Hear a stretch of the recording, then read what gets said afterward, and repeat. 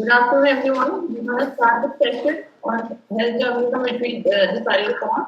We have been joined by Mr. Sir. I hand over to Dr. Anand Pradhan to carry forward the session. Over to Anand Sir, please. Thank you, Anjulika.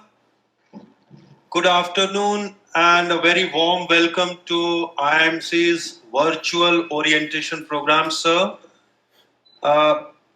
I hope we are connected with Honorable Minister. Yes. Is it through? Yeah. Yes, thank you so much. So friends, Director General of IMC, Professor Sanjay Dwivedi, ADG Administration, Shri Satish Namboodiripad, my faculty colleague, especially Professor Surbhi Dahiya and Professor Pramod Kumar, who are conveners of this orientation lectures.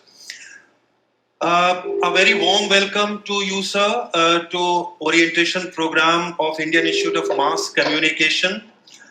And friends, let me give you a brief introduction or tell you more about the achievement of Dr. Harshvardhan.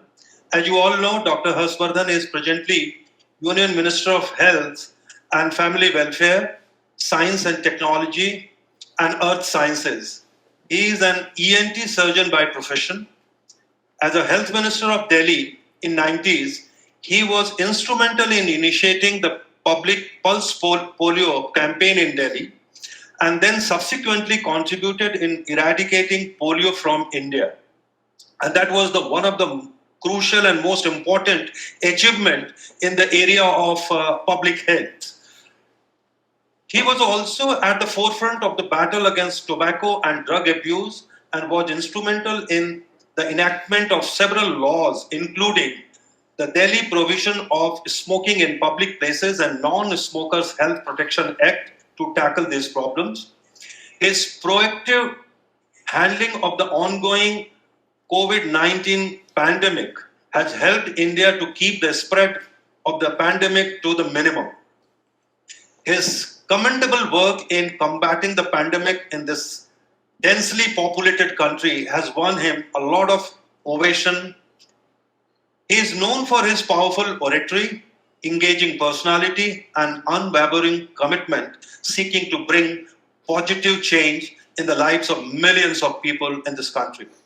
Currently, he is also chair of the World Health Organization's executive board and leading from the front fight against the present pandemic. A warm welcome, sir, to the Indian Institute of Mass Communications virtual orientation lecture. I would request Additional Director General Administration, Indian Institute of Mass Communication, Shri Satish Namboodiripad, to formally welcome Honorable Minister. Satish ji. ADG sir, please unmute yourself. Unmute your mic, sir. Sorry. Thank you, sir. Thank you. Thank you, Professor Pradhan and Honorable Union Minister for Health and Family Welfare and Science and Technology, Earth Sciences, Mania Dr. Harshvardhan ji. Respected DG, IMC, Professor Sanjay Dwivedi ji. Members of faculty, senior professors, course directors, regional directors of IMC's regional campuses, and above all, the young professional students, numbering around 400, who have just joined IMC under 8 of its PG diploma courses, who are present on this occasion. A hearty welcome to each one of you. Sir, today is the 5th and the last day of the week-long orientation program that we have arranged for the students across the courses and campuses. So as you know, IMC has got 6 campuses and 8 courses. The classes this year had just begun, and every year we hold such introductory programs for the students individually at the campuses. This time, because of the constraints imposed on physical presence, we try to turn that into an advantage for the virtual presence of all the students across the campuses at a single platform. This was a welcome idea mooted by the DG Prasad Dwivedi and ably executed by a team of professors and academics. And in the hindsight, we see that this has benefited the students and the people who have connected with it in a major way, sir. So we have had a range of issues concerning the area of journalism, public broadcast, communication, etc. discussed in the last 4 days. The ball was set rolling by Honorable HMIB, Minister of Information Broadcasting, Shri Prakash Javadekar ji. Then yesterday we had MOS External Affairs Professor V. Muralidharan ji. We also had an array of distinguished professors from India and abroad, industrialists, journalists, and entrepreneurs interacting with the students. However, sir, none of the lectures, I'm afraid, could be stated to be as topical or contemporary as the one that we are eagerly waiting to hear from you. COVID is the abiding theme of this year and the single dictating factor of all human activity as of now. And sir, you represent the concerted action of the Government of India to contain it and to establish a semblance of normalcy that we are all eagerly looking for. Friends, as you all know, Dr. Harshvardhan has been steering India through this tumultuous year of 2020 that was pushed into the COVID crisis as early as Jan or early February. As India's Health Minister, he has become the focal point after Honorable Prime Minister Shri Narendra Modi ji in India's COVID containment efforts. As a surgeon, Dr. Harshvardhan heralded a new era in India's COVID testing capacity. And we could conduct today 1 million tests every day. And the country has ensured under his leadership that a lab is available within a 3-hour distance anywhere on India's map. He has played a critical role in increasing the supply of N95 masks, PPE kits, ventilators, and HCQ tablets, which later gave momentum to India's stated policy of Atmanirbhar Bharat. Even outside the health ministry, Dr. Harshvardhan, bearing the mantle of India's Science and Technology Minister, has ensured the formation of task forces for repurposing of drugs to fight COVID. The Department of Biotechnology under his guidance continues to do critical research on COVID.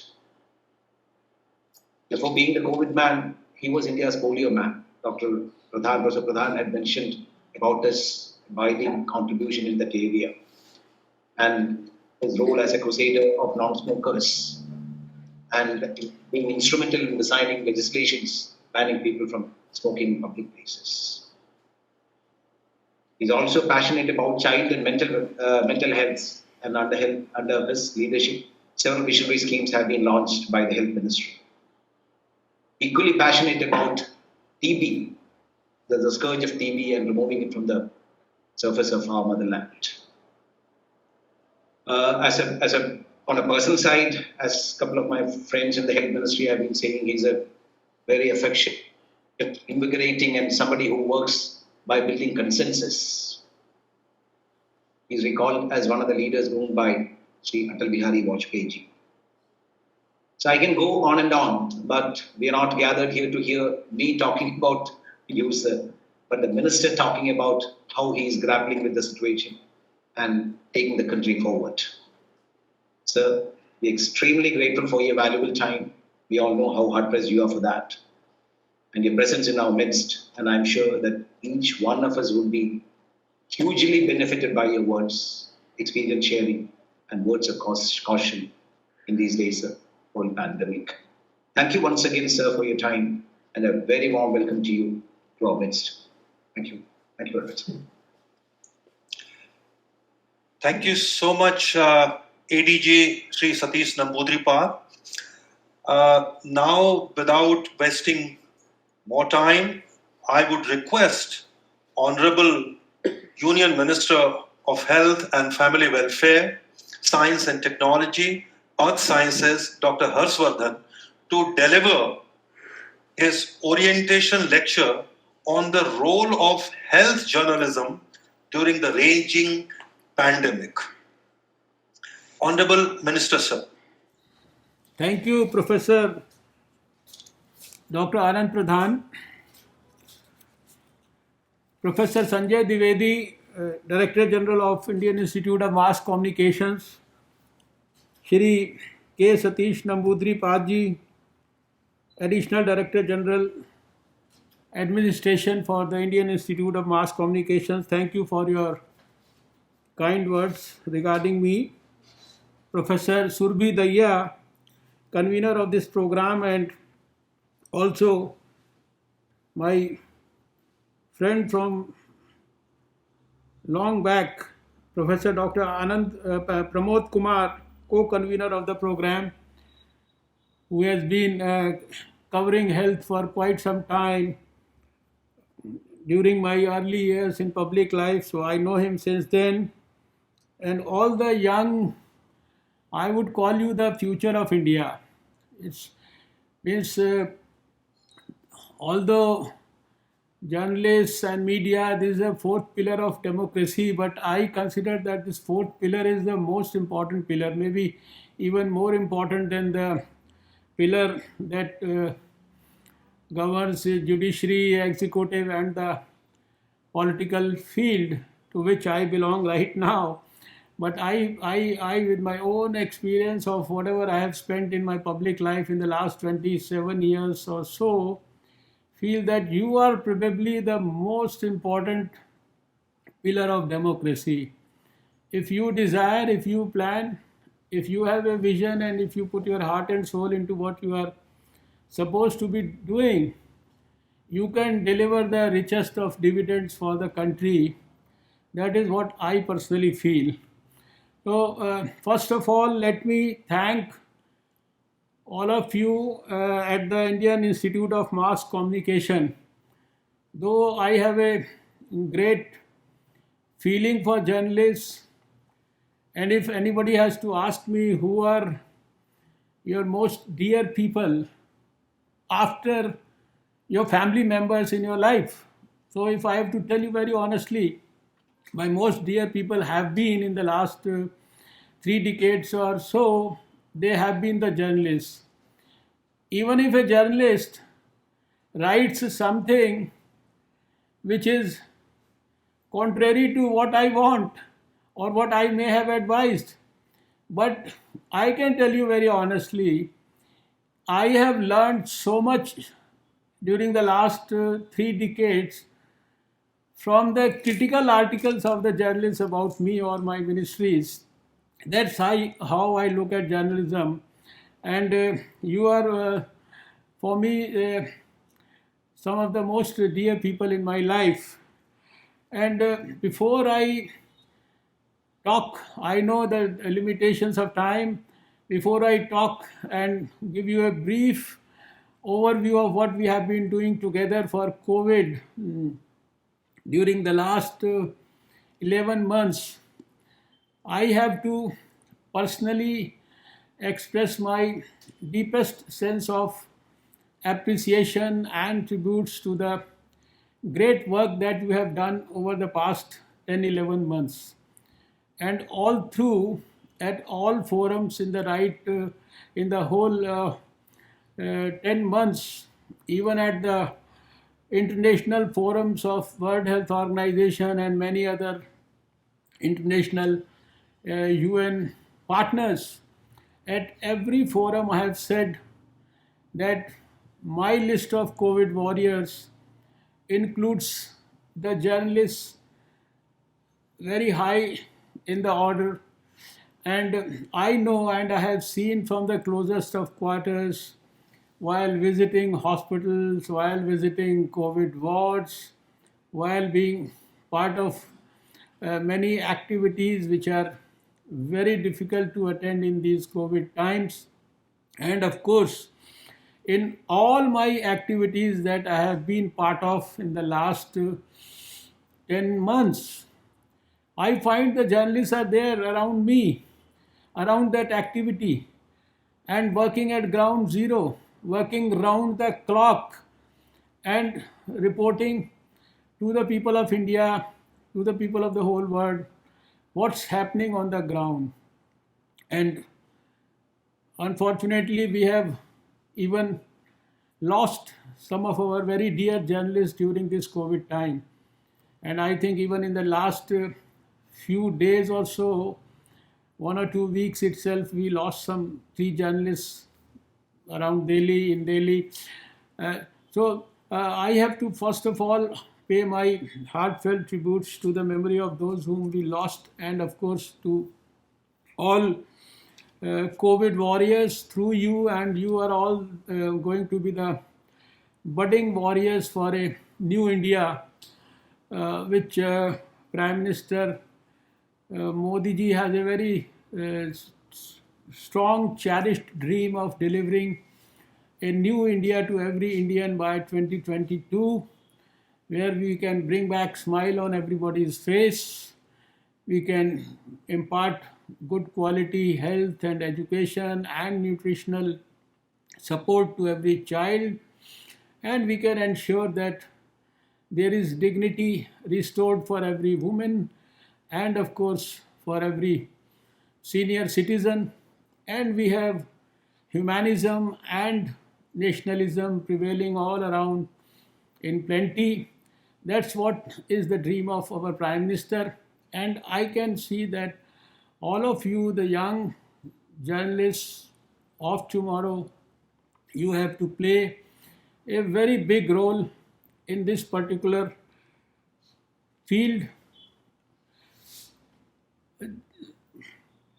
Dr. Shri Satish ji just now, while introducing me, talked about polio-free India, and incidentally, it brought back to me a huge number of memories of my early months of my public life, when I had started my public life in the month of December in 1993. And on 20th of December 1993, I was blessed by God at a function in Maulana Azad Medical College to start dreaming about a polio-free India preceded by a polio-free Delhi. That was a very big dream at that time. Most of the people, including me, felt it's a very, very tall order. We were home to 60% of the polio cases of the whole world. Out of these, 10% of them belonged to Delhi, and we were dreaming about a polio-free India. We were dreaming about a polio-free Delhi. And the place from where I had contested my first election, which I could win subsequently in all the elections, was home to the maximum number of polio cases of the whole world. And that was the time when I started working for the Pulse Polio program in consultation with the Indian Academy of Pediatrics, being helped by WHO, UNICEF, hundreds of organizations like the Rotary International, my own Vichar Parivar people, etc., etc. But I remember with so much of fond feelings, nostalgia, the contribution of the journalists at that time in 1994. I remember each one of them. I remember their faces. I remember their contribution. I remember their suggestions. And I remember all their positive writings in newspapers. And some of them have become big shots in the media today. And I can never forget the positive contribution of my journalist friends in the polio eradication movement of India over the course of the next 2 decades. And I can very proudly say, and I would use this occasion to express my gratitude to all of you, and through you to all those great journalists who were instrumental in putting their contribution for helping us in developing that first successful pulse polio program in Delhi on 2nd of October 1994. We could motivate, educate millions of women to bring their children to the polio kendras. And in the first instance itself, we got success to the extent that the whole program was next year emulated by the whole country. And when the country's journalists joined in making the Delhi program a successful national program, and it was a contribution from each and every journalist all across the country, even in the remotest part of the country, that we got a successful National Immunization Day in 1995. And when India could do it for the first time, because India being home to 60% of the polio cases of the whole world, many big countries and even Africa, they said, if India can't take up this movement, if India can't do anything, how can we do it? And it was only after India could do it successfully with the contribution of all of you and your seniors that Nelson Mandela Sahab launched Kick Polio Out of Africa in 1996. The program got emulated in many countries of the Southeast Asia region. It's a long history, and that history of 2 decades, when I had the privilege to work for WHO also, for many Southeast Asian countries also, for many states in India on behalf of WHO also, and ultimately enjoyed the privilege of receiving the polio eradication certification from India, for India, by the WHO in 2014, when incidentally I had become the Union Health Minister here. But I can never forget the contribution of the journalists for this. And you had mentioned about the first legislation against tobacco that was brought about in Delhi, the Delhi Prohibition of Smoking and the Non-Smokers Health Protection Act. You have mentioned about the essential drug policy, and right now you are talking about tuberculosis.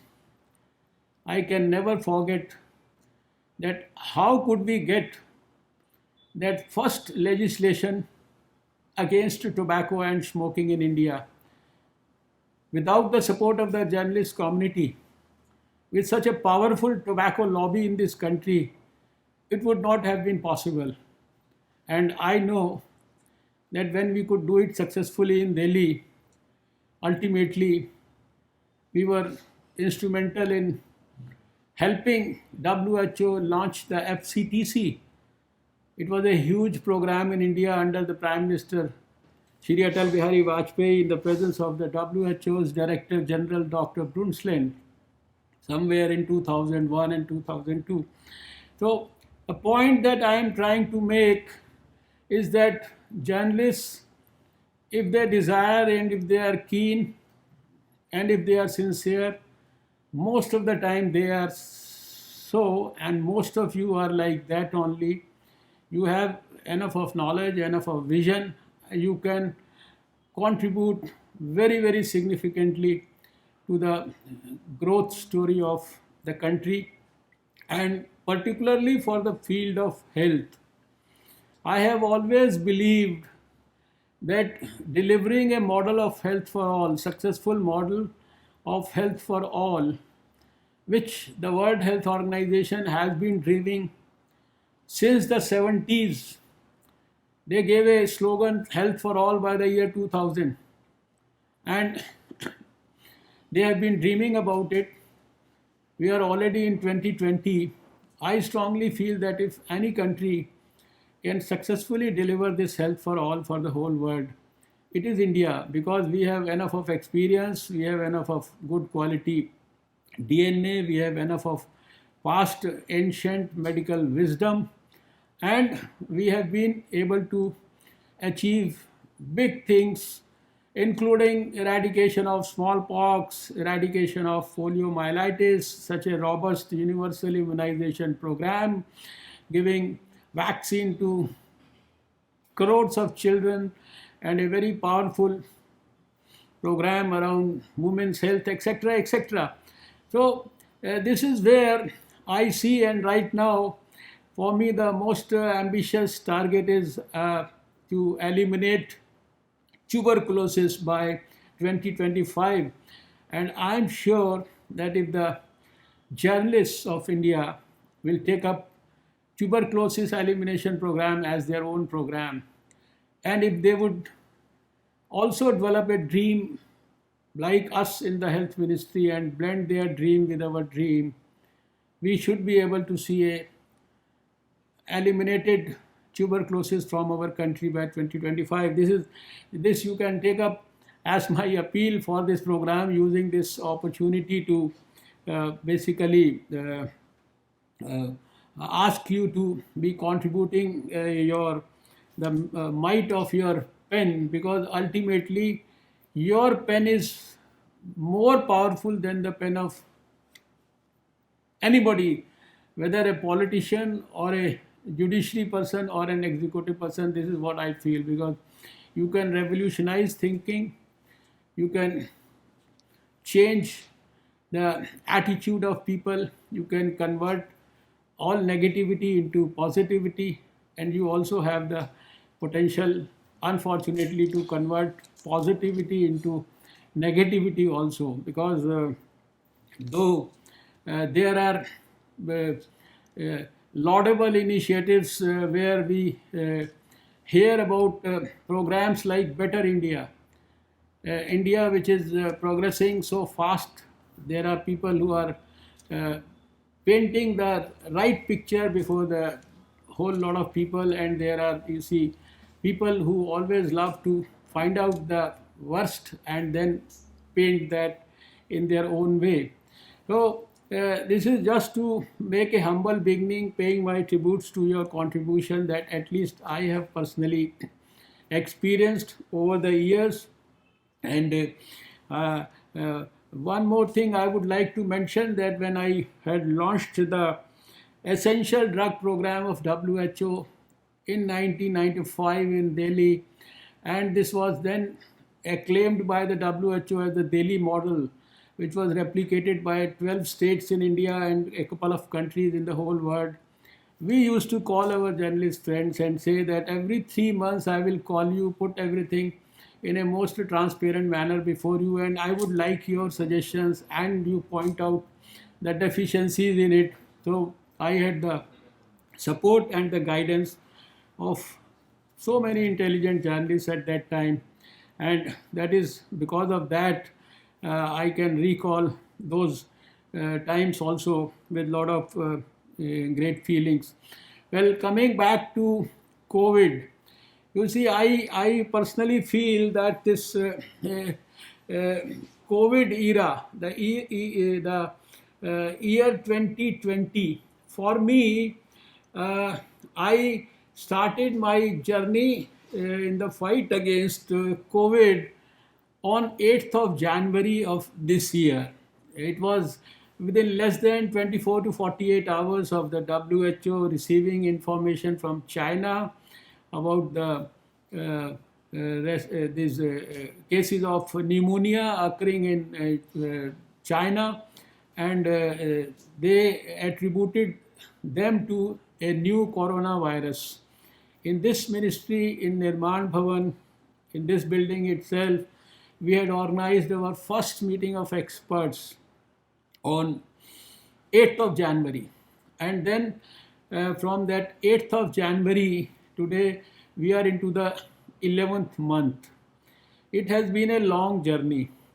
You all have been a very active partner in this journey. And if I use the word that all journalists during this COVID times have probably become health journalists, or if I say that the journalists have also become COVIDized like everyone else, it may not be an exaggeration, and because every major story in the news, whether on television, whether in the newspapers, or whether in the magazines, it is around COVID. And for me, that is a happy sign, because I have always felt that the journalists, they should have a special training around health journalism. They should have a special training around science journalism.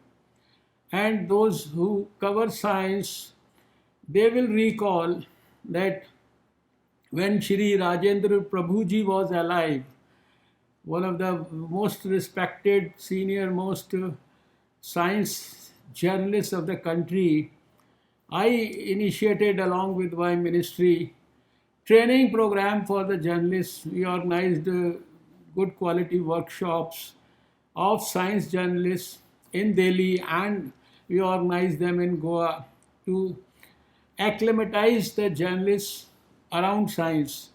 Because as a science and technology minister, I had always felt that science has the potential, and this I have started feeling after my 6 years in science and technology, after having experienced, science from the closest of quarters, having visited every laboratory of science in this country, having spent the whole day there, or even sometimes 2 days there, understanding the potential and the achievements of scientific technologies, I have a strong feeling, in spite of the fact that health has always been a passion for me. Almost 4 or 5 decades it has been my heart and soul. But after having seen science from closest of quarters, I have always felt that science is getting the science and technology minister was the greatest blessing in disguise for me, from our Prime Minister Narendra Modi ji. And I feel that science has the potential to solve every problem on earth, every issue that the human beings suffer from, every suffering that the poor people suffer from. Science has the potential to alleviate their sufferings. And that is why I was so keen and passionate that when we used to ask the science journalists, they said it is not the topmost priority of any newspaper. We see, we write, but nobody picks up our stories so nicely or publishes them.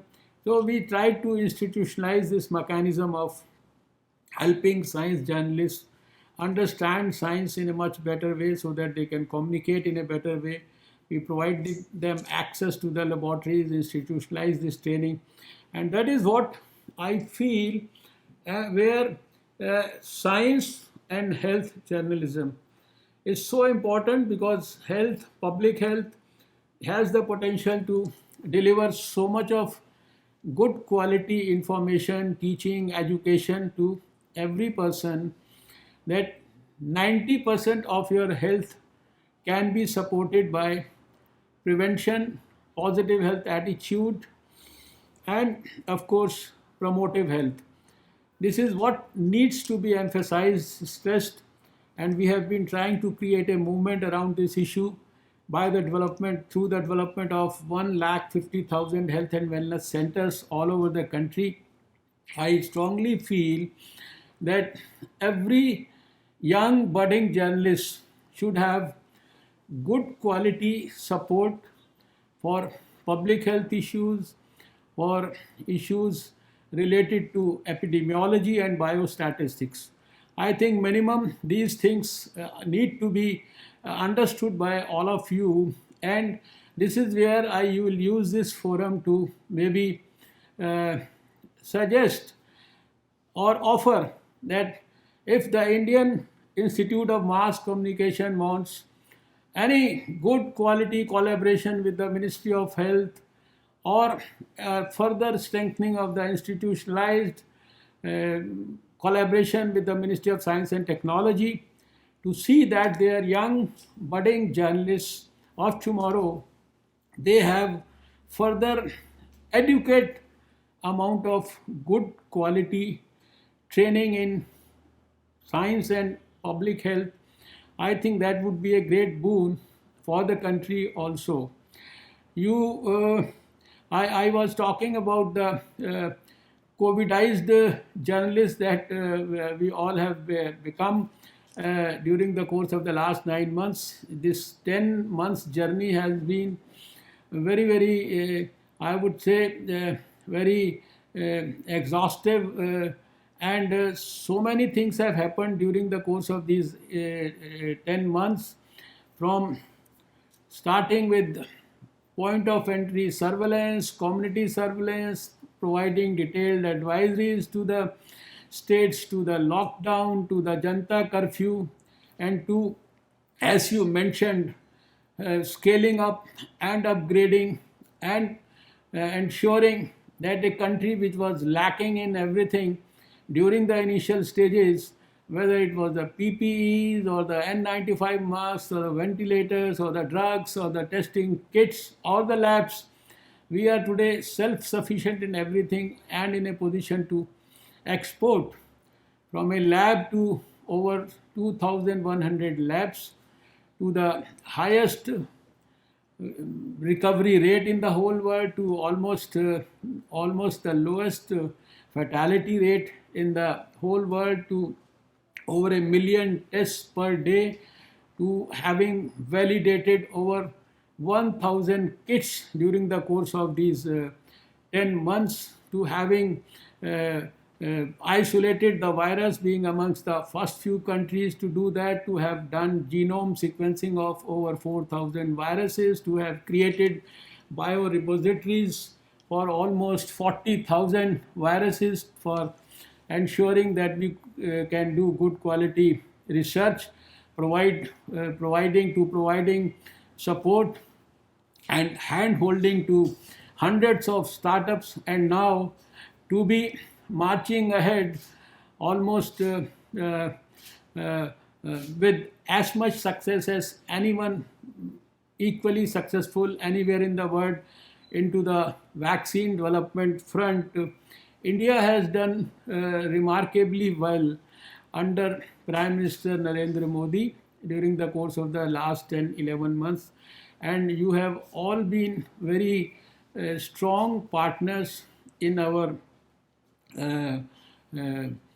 fight against COVID. And this moment, I would like to thank all those who have been instrumental. Though we have lost a number of people during this fight, we have lost a number of COVID warriors, we have lost even journalists, but ultimately we have quite a bit of learning for the future. And I would in fact use this occasion to make a couple of points that I thought it's because if I get into the history of COVID that you have wanted me to talk about, I can keep on and on and on, but you are all knowing about it. But as I mentioned a couple of things, I thought that let me share some of my inner thoughts which I could maybe talk to these young people.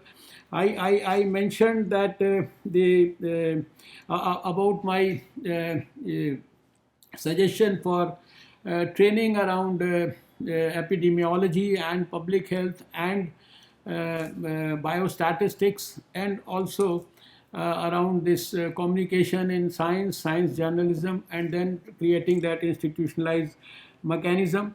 And today I find that journalists are struggling to keep pace with the new developments. They have to explain to their readers the nuanced concepts like RO, case fatality versus infection fatality rates, randomized trials versus observational studies, etc., while covering the deluge of new research that is coming out. So it is truly a case of drinking from a fire hose. So I am emphasizing these points because I want that the journalists of tomorrow, and especially when they are being built up in a very, very prestigious institution like Indian Institute of Mass Communication, should have so much of supportive activity to make them thoroughly skilled, thoroughly educated, and thoroughly experienced journalists around these very basic factors. Right now, I can see that this providing breaking news at breakneck speed is forcing journalists to basically feed news which is actually not healthy. And I think you will all agree with me, and this leads to unverified news coming into the public domain, which is actually dangerous. And this is what I feel, because as a health minister, if there is an unverified news which goes into the public domain, it can sometimes, rather than benefiting, it can cause a significant amount of damage. Sometimes that's the other side also. I would say that sometimes I find that the journalists are not being as critical as they could be in their reporting, and everything including junk science is getting airtime. Bad science combined with poor science communication and reporting is eroding public health in research. And this is what I have experienced during the course of the last 9-10 months. And then I have to say that journalists covering health need to have a healthy dose of skepticism and be able to make brave queries.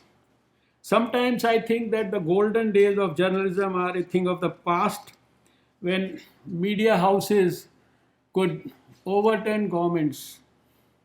I'm not asking you to start doing something to overturn our government, but I remember fondly the days of the 80s and the 90s and some big newspapers. I may not like to mention specifically, but that had showed the power of the journalists. I think that probably we don't see that right now. Pandemic or no pandemic, media needs to focus on public health as a domain for good journalism. This is my passion, this is the health, because I know health can deliver the maximum dividends for the society. As the media exhorts the government to increase the spending on public health, I exhort the media to train more and more journalists as public health journalists. And this is where I think the contribution of the Indian Institute of Mass Communication, and of course we are there to offer all our wholehearted support. I said this earlier also, but even at the cost of repetition, I repeat, because that's going to be my passion area in 2021. I want to shift from COVID in 2020 to tuberculosis in 2021 all the time. And as Health Minister of India, my next focus is tuberculosis. And I call upon each media house to understand the danger posed by this killer infectious disease. Figures of the disease saying 40% of Indians have latent tuberculosis. If the government is reimagining TB care, so must the media come along with us in eradicating this evil. Then I have already acknowledged my contribution for polio, your contribution for the polio eradication of my dreams. Then another feeling that I want to share is that most of the working journalists have not been exposed to the public health concepts. And to give you an example, if a sports journalist needs to be able to distinguish a cricket ball from a baseball, then surely journalists reporting health must also be trained to discern. Therefore, I would like to initiate a collaboration between the Ministry of Health and IIMC to be able to train and equip those media persons who want to make their career in contributing to public health by writing and reporting about it. It will be a great contribution to society. I am saying all this because they are all very, very strong, feelings that I have for many, many years. And to begin with, and keeping in mind the overall COVID appropriate behavior, this is the talk around the whole COVID is right now focused on COVID appropriate behavior. We want to make it a Jan Andolan. We want to make sure, because last 10-11 months I have come to the conclusion that if we have to fight COVID, it's not about these drugs or the repurposed drugs or the vaccines. They will help us in raising the immunity levels or taking care of those who got it. But this mask with a good quality coverage of the nose and the mouth all the time, even while speaking, and also the hygiene around this mask, not that we are using the same mask again and again for days and all, and even if it is dirty, we are using it. And then of course the social distancing, then of course the sanitation issues around hygiene of hands, and then the respiratory etiquettes, and then avoiding of these big gatherings. I think this COVID appropriate behavior, we can start with some kind of regular online interactions. And now then of course today the biggest problem accosting us in this field is the lack of advocacy. And I feel that advocacy is not only the work of the government. No, it is equally the work of the media. And there, I think we need a good quality strengthening. Then I have to share one more experience that a few months ago, somewhere in the middle of the pandemic, I tweeted and asked the public to send me their CVs if they wanted to volunteer in the field of public health. I got some 2,000 responses, right? Out of which there were only 30 journalists. And they neither responded nor showed the inclination to find out why I was looking for volunteers. That surprised me a great deal. I feel that I want more and more of passionate people in the field of journalism, more particularly for health, either as writers or volunteers. So I thought I will use this occasion to make this point. Then, of course, I had mentioned this earlier also, that India has a tremendous growth story. If anyone will actually analyze most objectively, you will not look at this statement as an exaggeration, because we are definitely and honestly blessed with a very, very dynamic Prime Minister who is a great visionary, who works around the clock, who converts every idea into a visionary program and then implements it, meticulously monitors it, and then ensures that there are perceptible and measurable differences that have been produced for the benefit of the society through that program. So in the last 6 years, we have grown leaps and bounds, and this needs to be reported widely. This is a contribution to nation building. Don't you think it is? And why do we think that positive reporting is not a good idea, and only negative portrayal draws more attention? There is a flaw in the thinking of those who only report negative and those who only read negative. There is a need for correction at this point of time, and for this type of attitude. I have mentioned about epidemiology courses. I say that even at the cost of repetition, that epidemiology courses for journalists must be considered, and I think all health and science journalists need to be trained in epidemiology so that their reporting is more fact-based and rooted in asking the right questions. That is probably because once you will get into the depth of epidemiology, you will be able to appreciate the power of my statement right now. There are many positives that I have seen too in the recent months.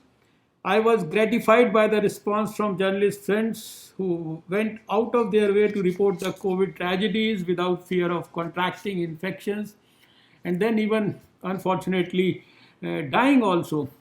I was and always shall always remain greatly indebted to them. I am deeply moved by their commitment. Some journalist organizations have been asking me why we don't call journalists covering the pandemic as COVID warriors. Let me set the record straight that from the day one, I have counted journalists among COVID warriors. Their contribution is equal to every other hero who has donned the mantle of serving the sick.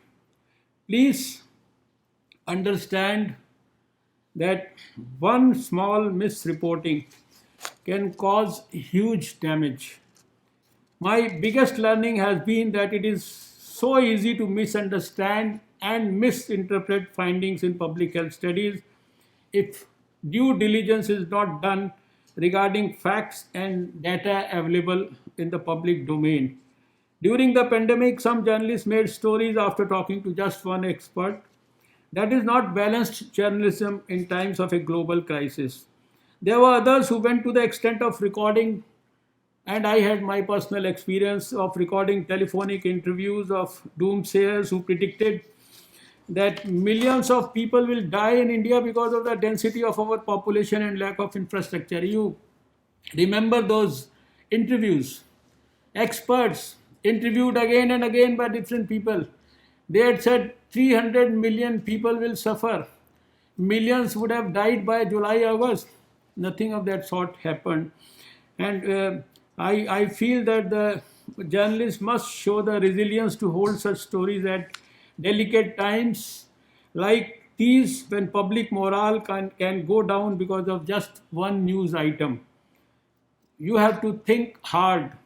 Is this a contribution to society or is it just for filing one more breaking news? Then I will once again recall the contribution of Shri Rajendra Prabhuji, who helped us in starting this course called Science Communicators with the help of the National Union of Journalists. And I want, after his departure from the scene, the Indian Institute of Mass Communication should take up this responsibility and institutionalize this particular activity. There is already, then there's another point that I want to make. I'm moving towards the fag end of my talk. There's already an infodemic amidst COVID-19, and it is hard for the public to filter the right information. If journalists add to this chaos, it would be a great disservice. Lessons from this course should help reporters to keep their stories factually correct and point out the possible shortcomings of the studies that are reported on. So, I am sure that my statements will not be taken otherwise, and everyone will try to look at them with an objective approach. And I therefore offer to become your guest facility.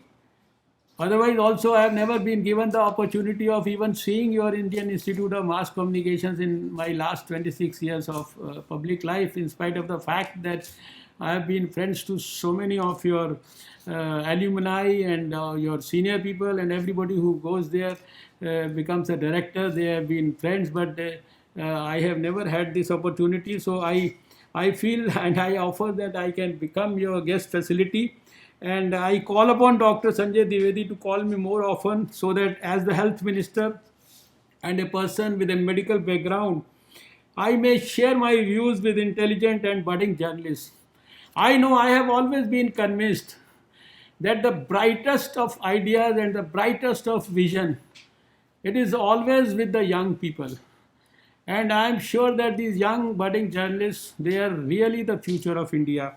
And I shall also take up the matter of setting up a separate course on health journalism if Sanjay Dwivedi ji desires.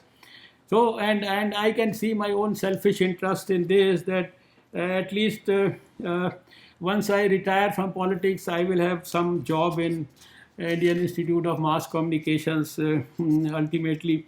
So, as I said, that COVID-19 has turned all journalists into health journalists, and we have two choices: to complain that either the reporters are unequipped to report on the pandemic, or to use this crisis as an opportunity to give journalists who would otherwise never have considered expanding their health and research knowledge the tools to report on. When the media reports sways the thinking and decisions by their audiences, so journalists must set a high bar when it comes to reporting health research findings, because these are very, very important. And I believe that every journalist who has interest in covering health and science as a beat should have, once again, I repeat, basic training in biostatistics, epidemiology, and public health. It helps in better understanding of the scientists' language, and more so, it gives them an edge in questioning everything thrown at them. Sometimes I have seen that we are talking so much on in detail, but everything is sort of falling on vacant faces.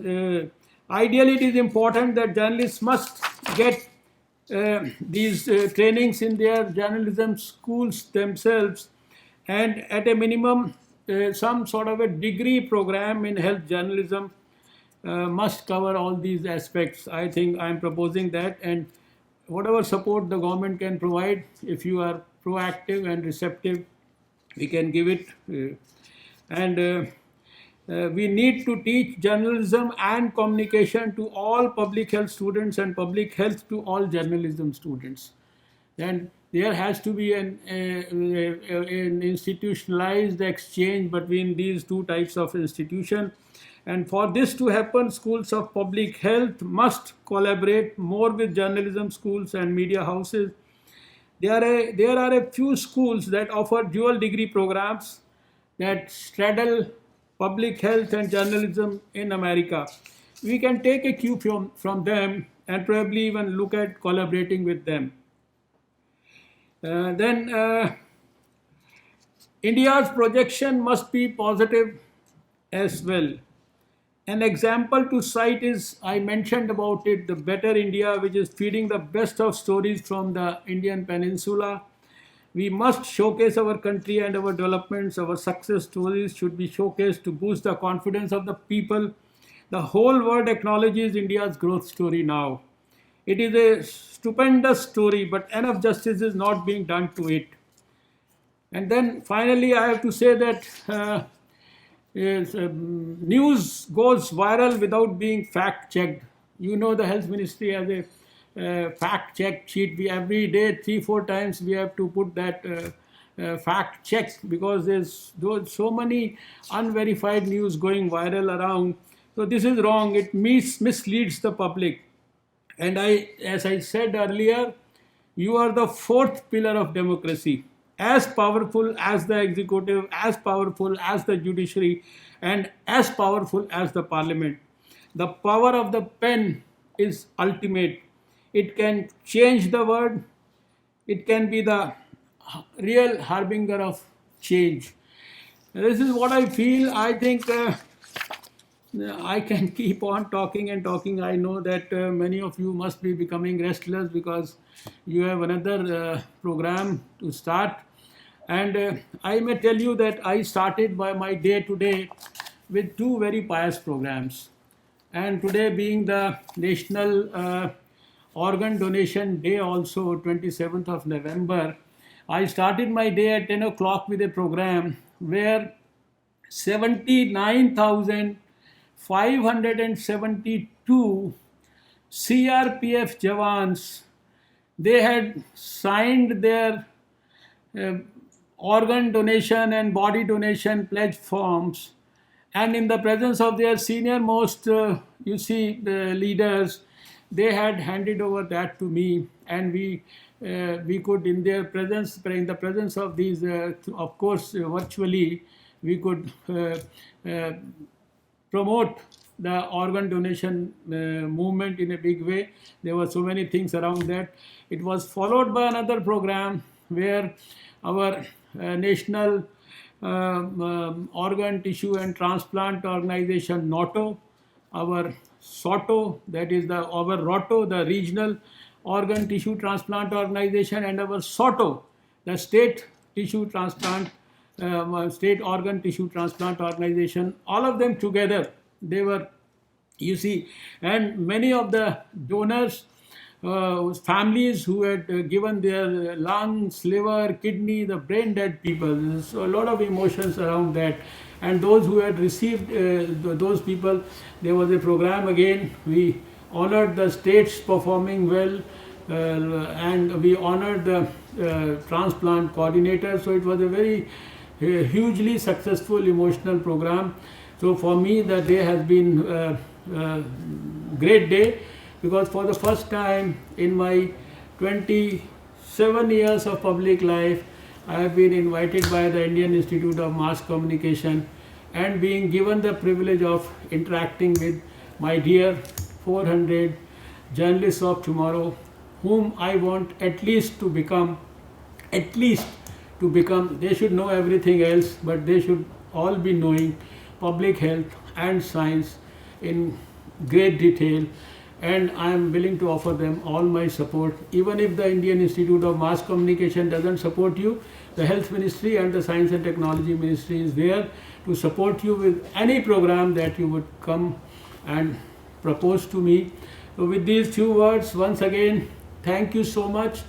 I wish you all good health for your families, for your friends, for your colleagues, and for all those who run the Indian Institute of Mass Communication. Namaskar, Jai Hind, Bharat Mata ki Jai. Jai Maa Bharati. Thank you so much, sir. Thank you so much for your very, enlightening lecture, and also giving us a lot of tasks. Let me assure you, sir, this is just a beginning of our interaction with you, and because we have, dozens of questions pouring in from students, and they wanted to, ask this question to you, but we know that you don't have time today.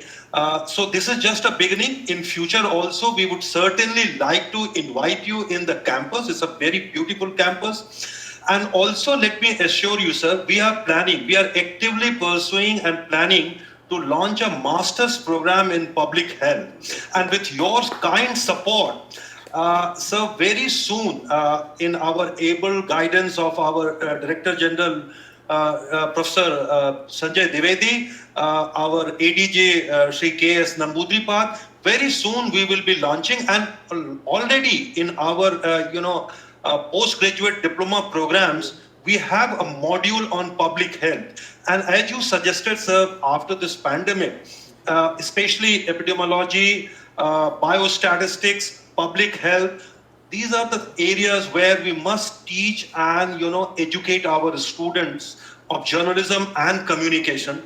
And we have students of, advertising and public relation also. And as you are mentioning, that India needs an army of well-trained, experienced public health communicators, and to fight that infodemic you are mentioning.